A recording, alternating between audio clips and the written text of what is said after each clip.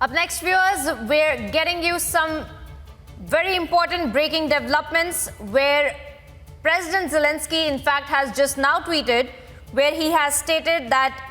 spoke with the Prime Minister Narendra Modi, informed of the course of repulsing aggression. More than 100,000 invaders are on our land. They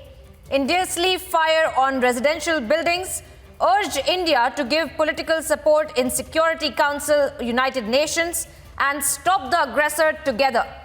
Now, this is a tweet that has been sent out by President Zelenskyy of Ukraine, who is, as we speak, already in Ukraine and leading the battle against the Russian invasion and Russian escalation. And in the middle of that, we see that there seems to have been a communication between the Prime Minister Narendra Modi and President Zelenskyy, where he is claiming that in this conversation, he urged the Prime Minister and informed the course of repulsing aggression that they are seeing by the Russian troops on the ground, claiming that there are more than 100,000 invaders that are on our land, that is Ukraine. And in fact, they're claiming, President Zelenskyy in his tweet claiming that there is a firing by the Russian troops on residential buildings as well. Remember, viewers, we had been seeing those visuals very, very clearly, very telling visuals, in fact, of residential areas that had been fired upon and civilians who had been rescued, who were being evacuated. And as we speak, even now, several Indian nationals who are also stuck in Ukraine. And now we see in the backdrop of that President Zelensky's tweet claiming that there has been a communication between President Zelenskyy and the Prime Minister Narendra Modi, talking about the entire escalating situation in Russia. And where he is, the President Zelenskyy, in fact, is claiming that he urged the Prime Minister to give political support to Ukraine in the United Nations Security Council and stopping the aggressor, that is Russia, together.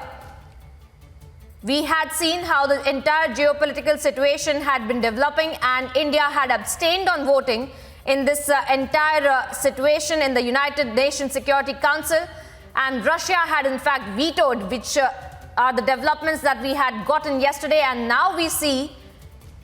President Zelenskyy himself tweeting out and claiming that he had had a conversation with the Indian Prime Minister Narendra Modi, and he had in fact spoken to him about the aggressor, that is the Russian troops on the ground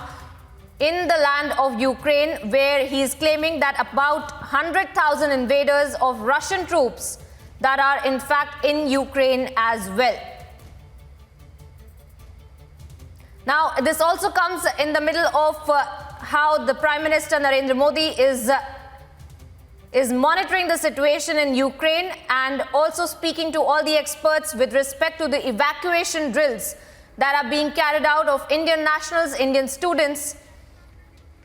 in fact, who had been stranded in Ukraine. But a massive development as far as the geopolitics of this Russian invasion into Ukraine is concerned, where the President Zelenskyy himself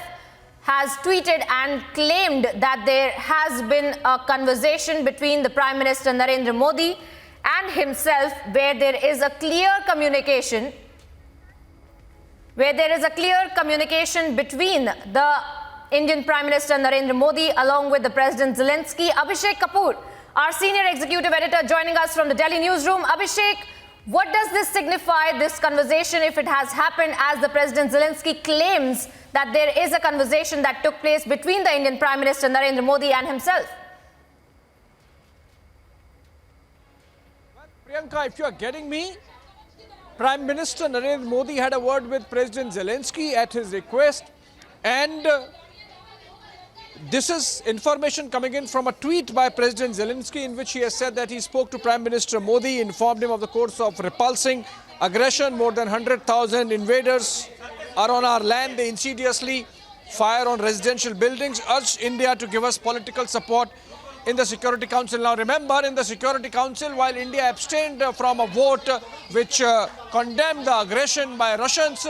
we made it amply clear that the sovereignty and territorial integrity of all members of United Nations has to be respected, which means that India is not going to accept or recognize the Donbass republics, the Donetsk People's Republic and the Luhansk People's Republic. And to that extent,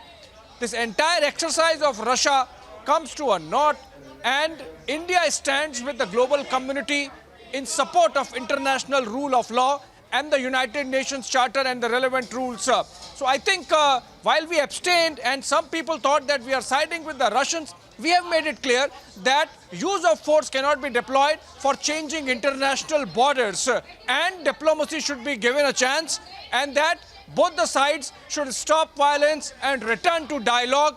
within the frameworks available already, be it the Normandy format talks or the Minsk agreements. So I think India has made it amply clear that we are not going to take sides. In fact, our permanent representative to the UN,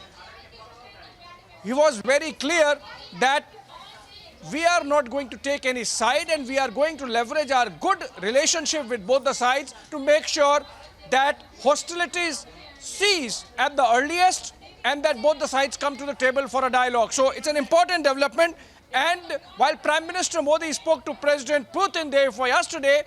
this call with President Zelenskyy essentially underscores the fact that India is maintaining a neutral stance. While we believe